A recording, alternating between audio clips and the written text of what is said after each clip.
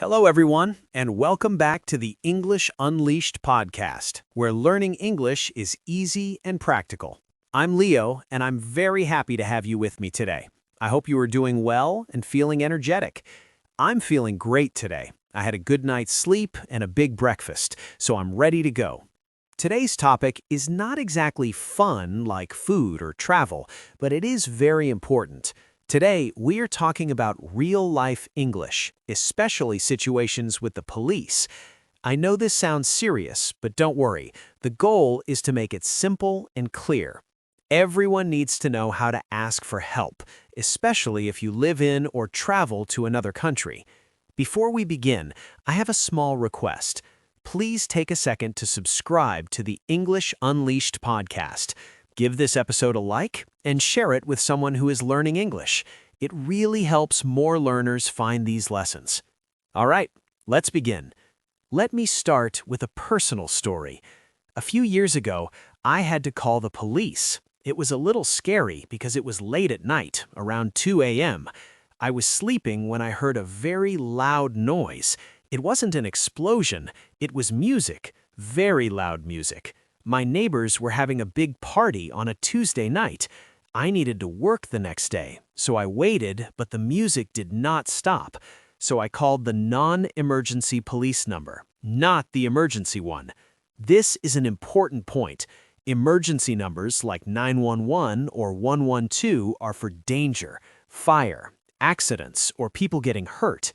A loud party is not dangerous. It is just annoying. When the officer answered, I was nervous and tired, but I said, I want to report a noise complaint. Noise complaint means someone is being too loud. The officer was polite. He asked for my address and my name. Soon, a police car arrived. They talked to my neighbors, and the music stopped. It was a simple conversation, but I had to be clear. Now, let me tell you another story. This one happened when I was on vacation in a big city. I was walking in a park with a friend. It was a beautiful day. We sat on a bench to eat ice cream. I put my bag on the ground near my feet. After a few minutes, I looked down, and my bag was gone. It was stolen. Inside my bag were my wallet and my passport, which made it a serious problem. We quickly looked for a police officer, and we found one near the street. I said, "Excuse me, officer, please help me. My bag was stolen." He asked for a description. I said, "It is a small brown leather bag." Then he asked what was inside.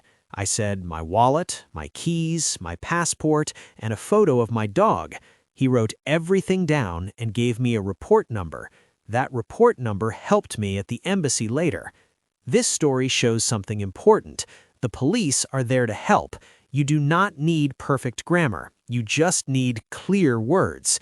In an emergency, grammar does not matter. Communication matters. For example, if you see a car accident, you can say, "Car accident, 2 cars, people hurt, please help." Simple words work best. Now, let's practice a situation.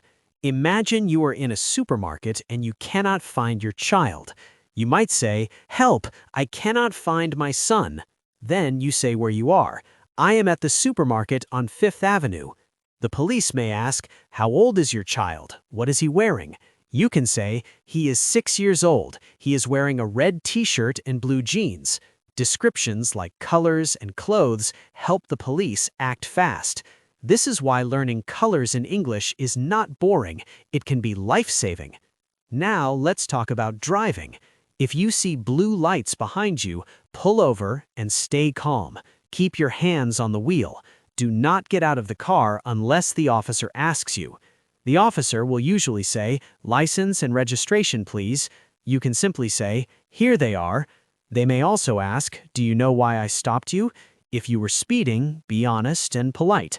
"I'm sorry, officer, I did not see the speed limit." Being calm and respectful is very important.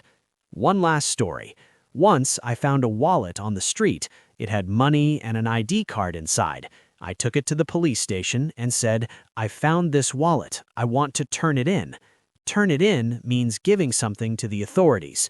The officer thanked me and said they would contact the owner. That is a good feeling, a happy ending.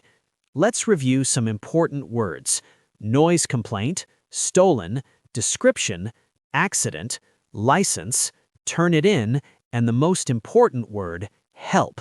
Never be afraid to say help. If you travel to another country, learn the emergency number before you need it. Ask at your hotel or write it in your phone. English is not only for ordering coffee or making friends, it is also for staying safe. Thank you for listening to the English Unleashed podcast. If this episode helped you, please subscribe and share it with your family. Have you ever talked to the police in English? What is the emergency number in your country? Leave a comment and tell us. Stay safe, keep practicing your English, and I'll see you next time. Goodbye.